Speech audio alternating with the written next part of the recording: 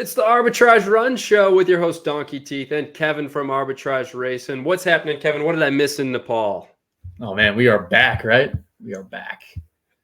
You were gone for like what felt like months. It was months. It was about 2 months I was gone. Which we all know in ZED time is like a year. So I think 1 month is like a year, right? So it was like 2 years I was gone. Be nice if there were actually like seasons or something where we could tell time with that unit of measurement, but maybe someday, right?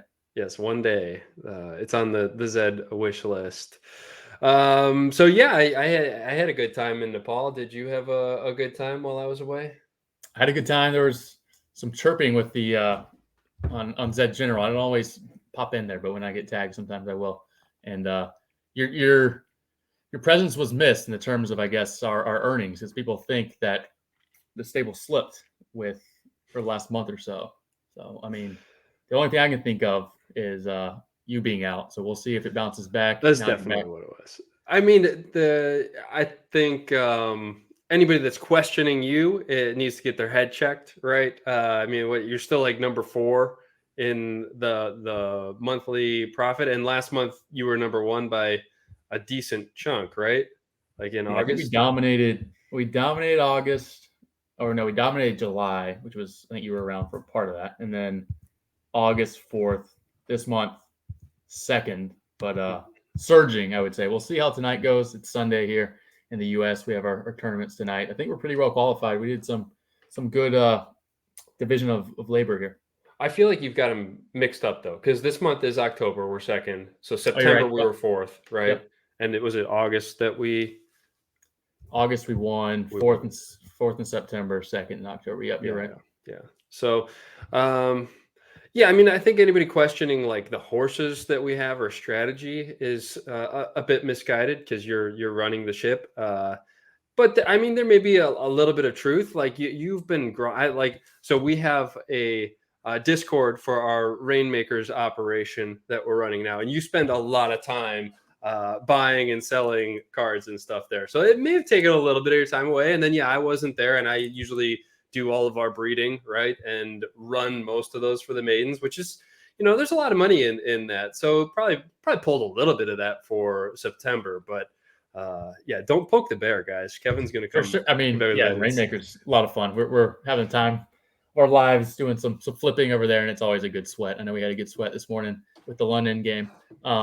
But yeah, and like there's things that ZED has done, right, to try to spread things out, and I think that is great on a lot of fronts. But it also makes it where like I'm not going to burn races running Mirajo on like a double up centered meta. Like there's a finite number of races now. Why not wait until they circle back to like these 12 gates that just came back out, and now we can dust her off. She has like 90 races, only use like 90 races in this new meta. So like she has almost a whole lifetime of races because we didn't waste them. So it's not always a bad thing to be kind of leaving some in the chamber. Yeah. So we are going to talk about the meta shift. We had some complimentary things to say. So we were going to wait to do a live stream this coming week, and then people were clamoring out on Twitter to get us back out here with the YouTube show. So by popular demand, we decided we're going to record this YouTube show and kind of announce the live stream and the event that we're going to be running. Little teaser for that. We'll get into that in a few minutes here. And Legends League Season 2 is going to be starting up in early November. I think November 2nd. Actually, Bob from Award Racing has a teaser video that he just sent to me. And November 2nd, Thursday, November 2nd, is in that as the start date. We'll probably throw it at the beginning of this video. So you probably saw it. And it's cool, Kevin. You haven't seen it yet, but it looks great. So that's going to be the start of Season 2 of Legends League. I think at the end of the show, I'll just run through a little bit of administrative stuff for the people that are participating in that. Everybody else doesn't need to worry about that, but we've got the Discord and Zombie that people need to get into. And so anyway, we wanted to record this to kind of go through a little bit of that stuff and talk about the current meta in ZED. And we had a lot of fun this past week, right? With the segmentation of the less than 100 races, less than 250, and they took away the limitation there, right? Where once you got over level 580 in class 1, you couldn't participate in those, and it was kind of like no man's land, right? So the segmentation was really good, right? We thought it was a really nice spot that Zed was in coming into this weekend, right?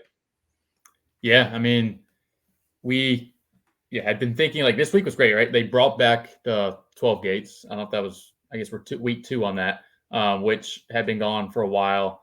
So that with the top 3 format is a nice boost to variance horses. Whereas sit and goes, I would think of more as the top half stable style style format. And with that, I know a lot of purchases we made like 2-3 months ago when they went to this race segmented tournament style to help incentivize breeding and having like a more strict lifespan. We bought a lot of horses that were really well leveled for the number of races they had, and like a week later, we had leveled them all really well, and they're basically eliminated from under 250 races because they capped it at 580, like you said. So at that point, you had 2 choices. You could either kind of keep powering through and then try to be competitive in less than 500, or you just park them and hope like something else segments, or you just play like the less than 600 level game. But we decided to park them. So it was nice to at least be rewarded for a week of being patient with those horses. We had a lot of them that were, I mean, maybe 585 with less than 100 races that qualified pretty well this week. So that was great to see. And then running those, we always have a more variance centered stable. So anytime there's 12 gates, top 3s, that'll help us for sure.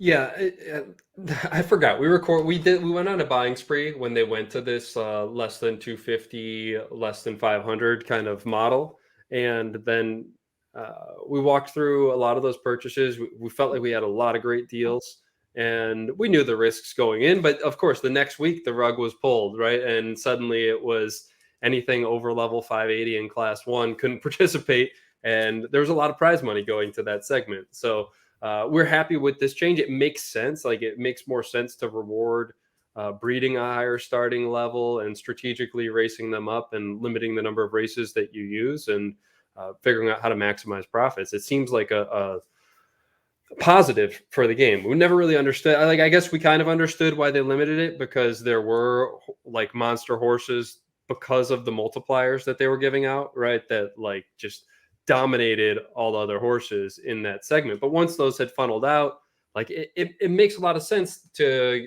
eliminate that multiplier in these tournament races, which they did this week, right? This was the first week, I think, right? Where it was just a single multiplier, or was it the second week?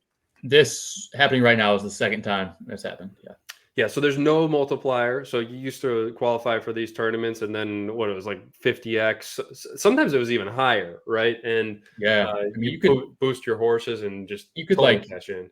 And that's what would happen, right? You'd have a maiden horse, for example, who was like in Class 1, level like 515, and you max out the XP boost, and it finishes top 3 in the maiden with that high multiplier, and all of a sudden you have like a 585 horse with 15 races, which is okay if that's what they're trying to do, but at the same time, it's like, well, now I have this good maiden run.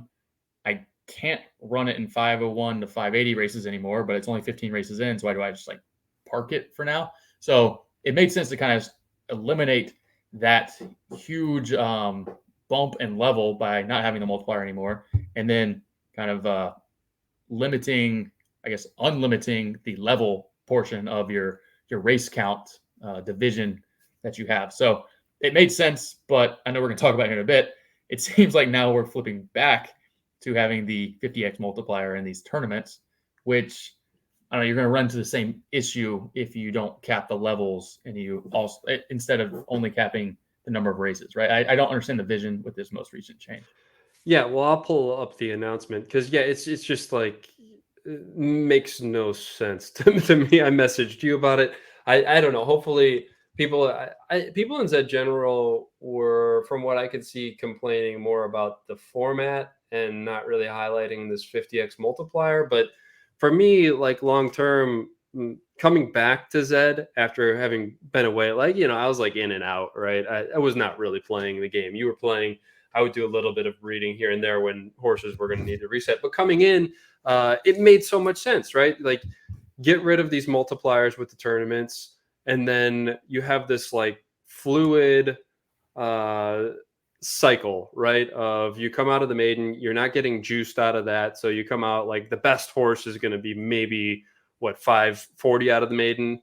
And then you have another 70 races to run to in the less than 100 race bracket, right? And if you bred well and had a high level, and this is class 1 specific, right? Like some of it'll apply to class 2 and 3 in the lower classes, but we're talking class 1 here because that's the part of the game that they've been trying to solve for a long time. I think the lower classes have worked for a while. And then you can maintain that advantage into the less than 250 and into the less than 500. And then if you've got a real monster horse, right, and you ran it well, and you come out of those 500 races and you're competitive with the best horses in the game, then there's the open class. So it's like this nice, smooth life of a horse that they've kind of mapped out. And then 1 week later, it's like the same thing over and over here. It's like, well, no, let's just backtrack and let's do a 50x multiplier here. And how is this going to work? I don't know. It just doesn't make any sense, right?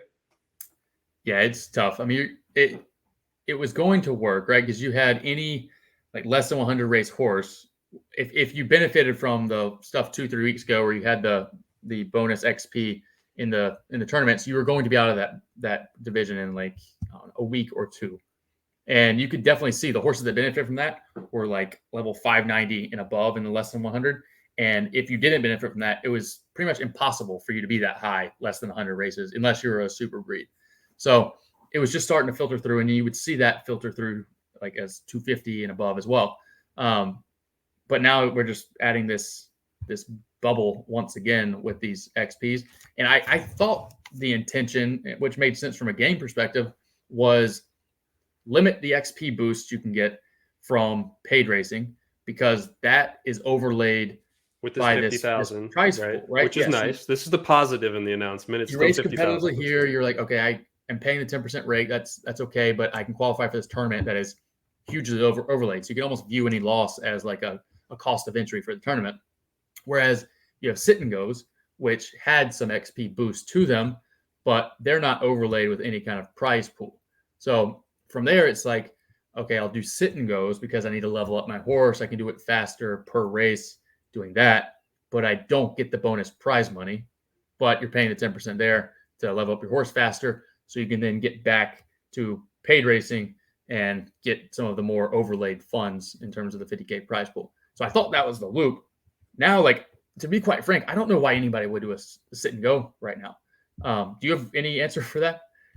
No, I mean, that's what we were going to, so we were going to say on this show, like this loop makes a lot of sense that they created.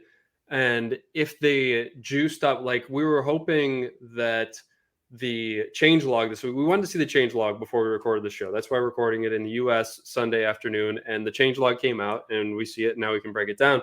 But we were kind of hoping that they would juice the sit and goes more, because like this past week, and we started doing this with maiden horses once they had qualified, right? Throw them in the sit and goes. Those are juiced with XPs. You can use those to level up faster. So if you've got horses in these segments that are like borderline and you want to level them up more and then jump back into paid racing and try to qualify for the tournaments, that was a fun dynamic to the game. It made a lot of sense.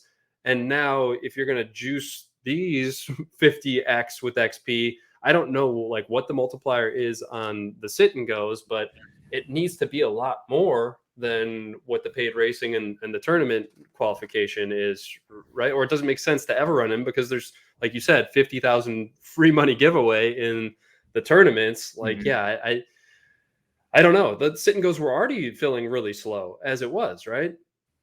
Yeah, it's just, I don't know. I would love to hear someone from the team talk about like why they did that, because I don't, like you were saying, in general, I don't think many people highlighted or even like focused on the multiplier portion of this. And it seems like they at least put some thoughts, like there's literally something that says reasoning in terms of why they are doing these formats, but nothing talking about the XP multiplier. And it's frustrating from our perspective, at least in class 1, because it feels like all these changes they're doing are to level the playing field. But by having these multipliers, all it does is, and we have some of these horses as well, all it does is feed the horses that are winning even more XP. So then they're going to continue to win and continue to dominate these brackets, because you know who doesn't get the XP? The horses that don't qualify. So if they're not qualifying, they're not eligible for a 50K or 50K prize money. they're not getting the bonus XP. They're getting lapped in levels. So you're just going to bench that horse, and you're going to end up with 12 horses racing again and again. And that's why like the less than 500 is so dead right now, because you have horses with 50 plus level advantage that can't be caught because you can't qualify for these tournaments. You can't get the bonus XP, and it's just a vicious cycle.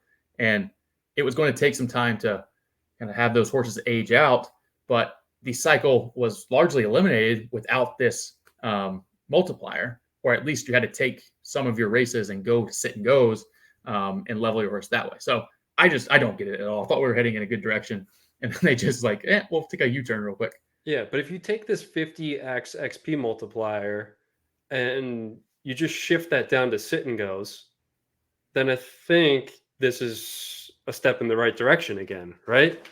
Yeah, and we were talking about like you think of it in terms of gameplay as sit and goes are like your training ground where you're not necessarily doing it to make money. You might if you have a dominant double up horse, but you go there to train your horse and level them up so they can get ready to play for the big bucks in these tournaments, right? So you sacrifice maybe a week and go do that with your stamina and then come back as a really highly leveled, less than 100 race horse. Or I know we were even doing it for some of the maiden horses where they had qualified, okay, let's go to sit and go to level them up as fast as possible so they can perform well in the tournament. That doesn't exist in this next week's format. Right. Or even, like a horse is at 598 or something like that. And it's like, well, might as well take advantage of these sit and goes and kind of like shoot myself as high as I can over 600 using the juiced XP kind of thing. There's a lot of different strategies you could do. So I don't, that's my hope, is that this is an error. This is supposed to be down here and they just swap it over. Yeah. And then I think this announcement's okay. But let's get through the rest of these changes, because this is what people seemed unhappy about. Well, I think this isn't good, right? Sum of all races scoring. So let's go to the top, right? They're changing the scoring system for all weekly premieres this week, and it's just going to be 2 points for finishing the top and a half, 1 point for finishing in the bottom half. So stability format here. Double up horses, the dominant double up horses are going to qualify really well this week is the intention. Then the next line, sum of all races scoring. So assuming you need 10 races to qualify again, right? It's just going to add up you're going to need 20 points, right? Like there's going to be 48 horses probably if we're looking at whatever segment, right? Let's say less than 500 races in class 1. There's going to be 48 horses that reach 20 points. So then the next one is most races tiebreaker. So it's just the horses that race the most, if I'm reading it right, Kevin. Yeah, it does seem like it's geared towards, for qualifying at least, double ups who race the most. Which I don't mind it as a, like, if you do this once a month or every other week, and then the other one is geared more towards the like U-shaped stuff, that's fine. I actually don't even really mind this as much as I guess General did. The logic here is we want the horses or the stables that are effectively contributing the most in rake to be rewarded for that grind. And then you also have the payout structure of the 12 gate qualifiers do reward variance horses a lot more than stability.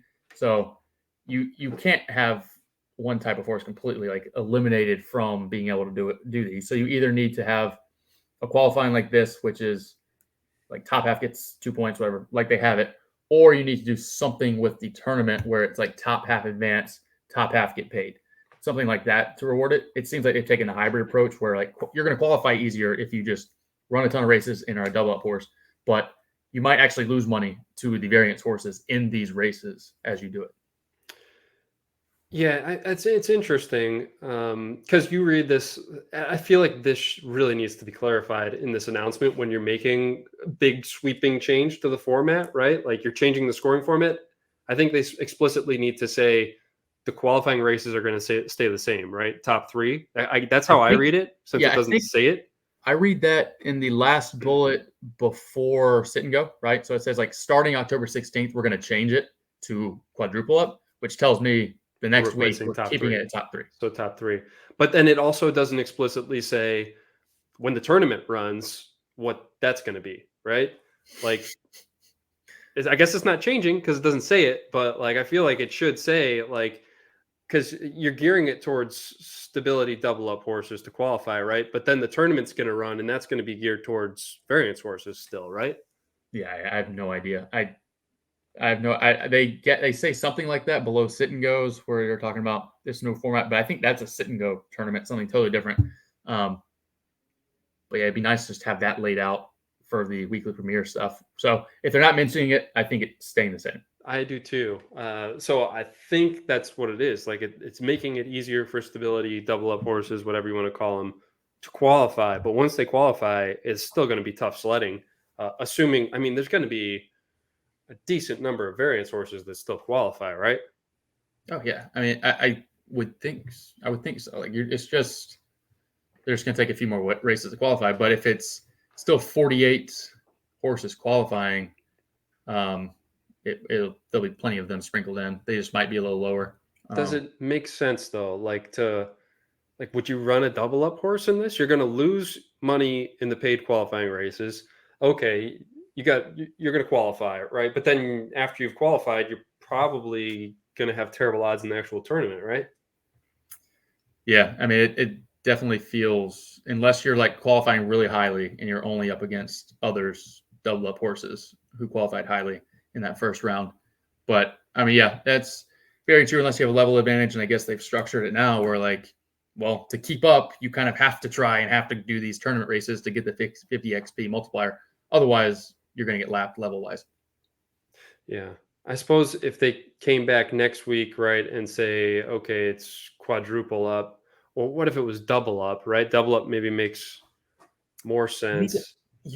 I think what they need to do here, if I were running it, you need to have alignment between the tournament portion of it and the qualifying, right? So like for this example, this is geared qualifying towards double up horses. So that means your tournament payouts need to be top 6 advance, top 6 flat, or however you want to do that. And then the carrot for the U-shapers, the variance horses, is just running the paid races against these double up horses. Right now, it's just misaligned in terms of we're going to qualify with this type of horse, and then you're screwed when you get to the tournament. Like, why would you have that disconnect? It doesn't make sense. Yeah. So maybe that's missing. Maybe that's just another missing piece from this announcement. I don't know. Then you do the opposite, right? Then you have this week. This gears more towards, okay, the U-shapers are going to benefit in paids, but it's a tournament geared towards stability. You switch the actual tournament to the top 6 advance, top 6 get paid. And then next week we have double up paid races, but it's a Fibonacci scoring with a top 3 advance tournament. So that way each time it's like, okay, now we're not really grinding for the tournament. We're just grinding to do some paid racing and probably be profitable there because there's going to be a bunch of U-shapers running in my paid races. Vice versa, this is going to be U-shapers cleaning up paids, but not qualifying as well. It just feels maybe a little closer, but the misalignment is just really confusing. Yeah, well, especially this week. Like it might work with other formats, but this format, no. But yeah, like what you're saying, I think makes a ton of sense. And then like your carrot for, let's say this was this scoring format, and then the actual tournament paid out top 6 and top 6 advanced. So it was a stability type format. Like variance horses could still qualify and could still get lucky in the tournament. So I think it makes a ton of sense. Like it's not like you're just going after the paid racing. I think that would be a really good setup. Hopefully that's where they work this towards. So I think this is positive though in the announcement, the sit and go stuff. Well, like issue with ZED right now is there's just not enough people playing, right? So things feel too slow, especially sit and goes. One of the issues, right? So I think that they're just gonna narrow down on one format. It sounds like in sit and goes.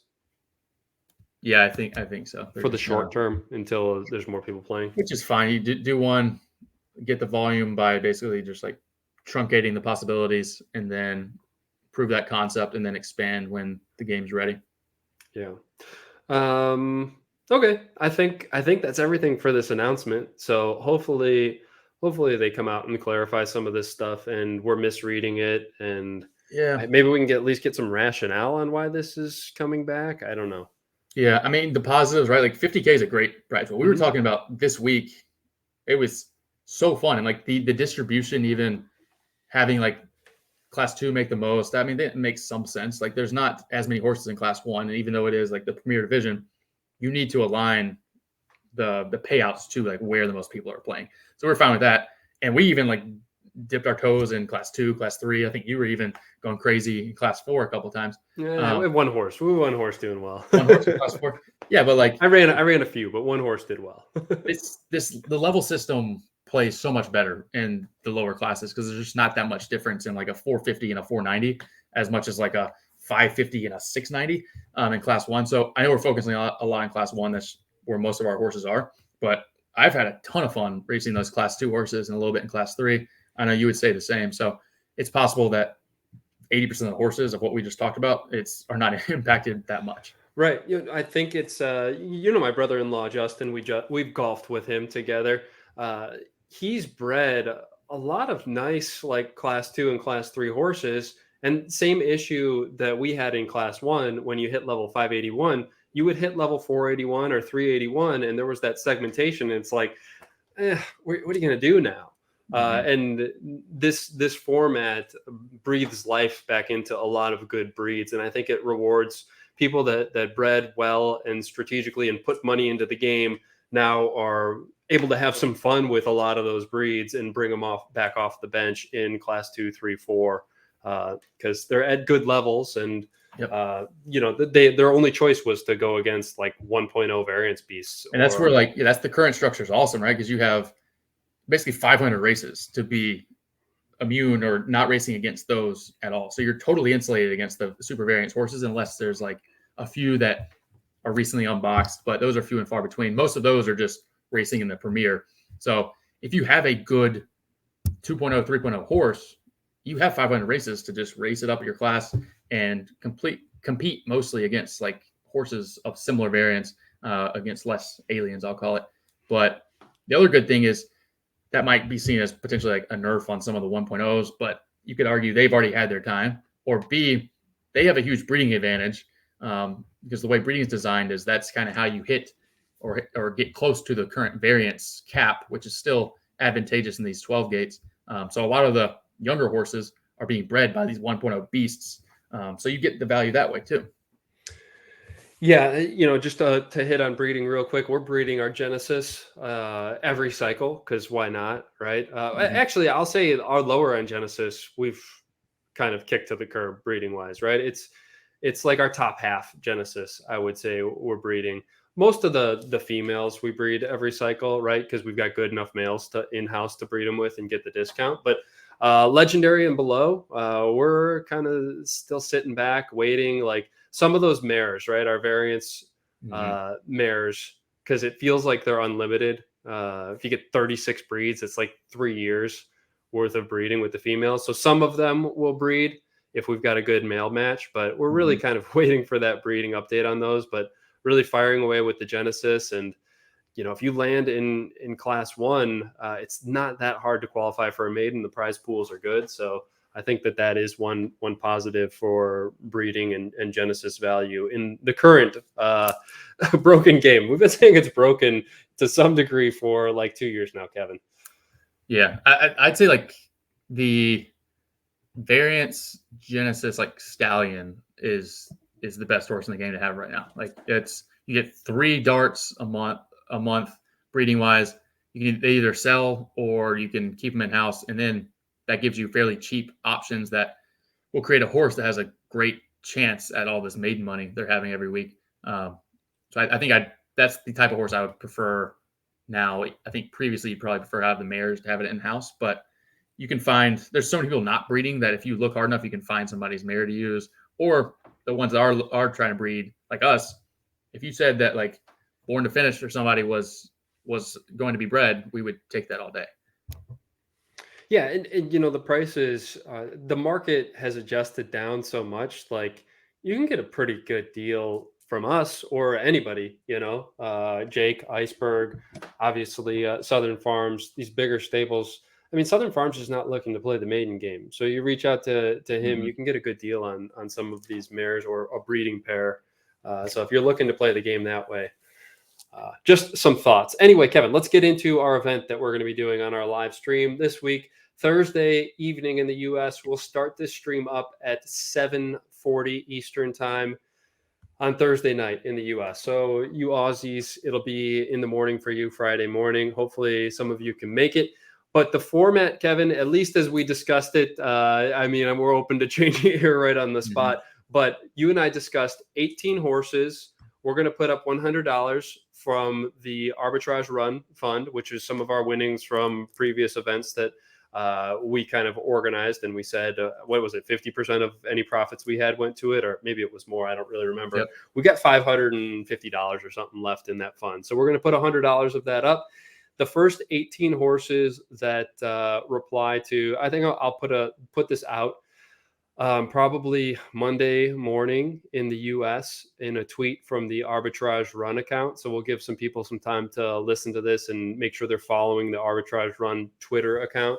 And once that goes up, the first 18 horses that you'll reply to it and you'll put your horse name and maybe put the ID just so there's so we can easily get them entered into this thing.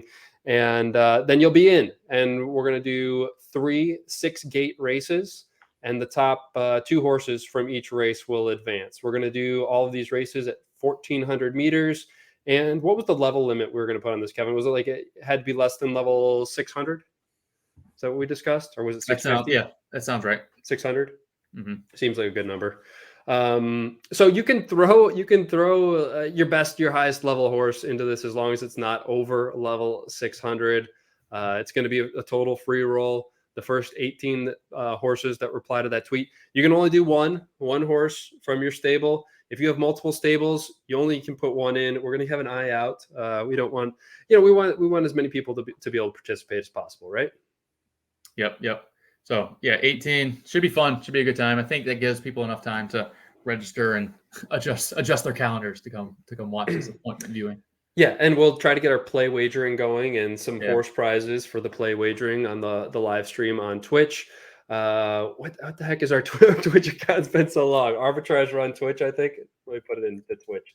Twitch.tv/Arbitrage Run. So if you Google Arbitrage Run Twitch, I'm sure it'll pop up. Is it level 600 at the time of registration or the time of the race? I don't know. What do you think? I think just registration. I think you can juice your horse. It's gonna be hard to juice. The only risk in 2 days. 600, 601. It's gonna be 2 days. The big XP boost won't come till Sunday, so I think the worst case would be like 602 for simplicity's sake, and us not having to manage as much. I think just at time of registration has to be 600 or lower. Sounds good. And what did we decide? We're going to do $20 for the winner of the 3 initial races that we do on Thursday, and then the championship is going to be $40 to the winner. I think so. I like the winner take all format. So top 2 advance from each, but yeah, $20 to the winner. So it's 3 winners in the semifinals, and then winner of the final gets 40. So potentially get $60 if you win both, or 40 if you come in second and then win the final. Yeah, that championship race, the 2 that advance from each of those 3 races, we'll do on our next live stream. Maybe we'll try to settle into a Thursday evening live stream kind of schedule if it works out for you, Kevin. Yeah, I guess that is the twist, right? We can't schedule it immediately, so yeah, it'd have to be a two stream event, which will build some hype for the next week. Yeah, we'll see. Maybe we do another event if this is a hit, right? And kind of have those 3 qualifying races, we'll call them, and then the championship race from the other one. Because part of this live stream event, I guess the bigger part of it is going to be the play wagering. Hopefully a bunch of people show up to the live stream and you can win horses in that. So, and we'll do some raffles and stuff. So we wanted to announce that. Keep an eye out on the Arbitrage Run Twitter account. Is it what's the Arbitrage Run Twitter account? Do you know? Let's see. Just Arbitrage Run, right? At Arbitrage Run. One word. So. Yeah, I think so. I don't think there's any punctuation or anything. So yeah, make sure you're following. Keep an eye out for that. Maybe set alerts up so when that tweet goes out, you can snag one of those 18 spots right away. Anything else to say on this event, Kevin? No, should be fun. It's been a while since we did the play wagering, so I know that was a big hit with a lot of people. So excited for that to come back and excited to give away some horses. Yeah, and if you've got any questions, show up to the live stream and Kevin will answer them. There you go. Yep. And then Legends League is the last thing before we wrap this up, Kevin. Like we said, it's going to be a short show. We'll get the live stream coming in a couple of days, which will be a little bit longer. Legends League, I said it, November 2nd is going to be the start date. I think we have we kind of tentatively have our field set. We need to get everybody in and registered on the zombie site. The horses that qualified through our qualifiers, which I think there was 2 in each funnel, right? So there's going to be 6 horses. You'll get auto qualify. You don't need to do anything if you were one of those 6 horses. The horses returning from last season that didn't get relegated, you'll have to go over to the zombie site and register for your funnel and make your payment. So once that's up, again, keep an eye on the Arbitrage Run Twitter account or Kevin's account at Arbitrage Racing or me at ZED Diamond Hands. We'll post it on all of those once the registration is open. But if you participated in season 1 of Legends League and you did not get relegated, your spot is safe and you'll just need to go and register. So hopefully we don't have to chase too many people down, Kevin, and we've got our field set. I think sprint and mid should be set. And we were debating if we wanted to expand marathon to 36 horses to match, right? Yeah, I guess we'll play that one by ear, see what demand is like. I know it's been a while since we had Legends League. Some of the horses may have changed hands. I don't know, but we'll certainly have a different landscape with a lot of leveling up. And we still have 3 weeks to go before that. So there'll probably be a lot of 700s. There's going to be a lot. So yeah, I was looking at some of ours, like Kaus is up to 691. They've moved quite a bit in the last 2.5 months, right? Yep. So yeah, I think tentatively we'll probably look to expand marathon, and I think we'll open up those 6 spots that are open to the next 6 horses from the marathon qualifier. And if you're interested in jumping in, you'll just have to pay the $100 entry fee, and we'll leave it at that, huh? Yep, that sounds good. We'll do weekly streams. It's going to be the same format for Legends League, right? Southern Farms back 2 months ago said he was going to donate a bunch more of those breeds. So hopefully he's still willing to do that. And we can continue to do our play wagering, 3 weeks of the regular season, championship week for each funnel, and then grand final week with the relegation races. I think it was an awesome format. Everybody seemed to have a blast with it.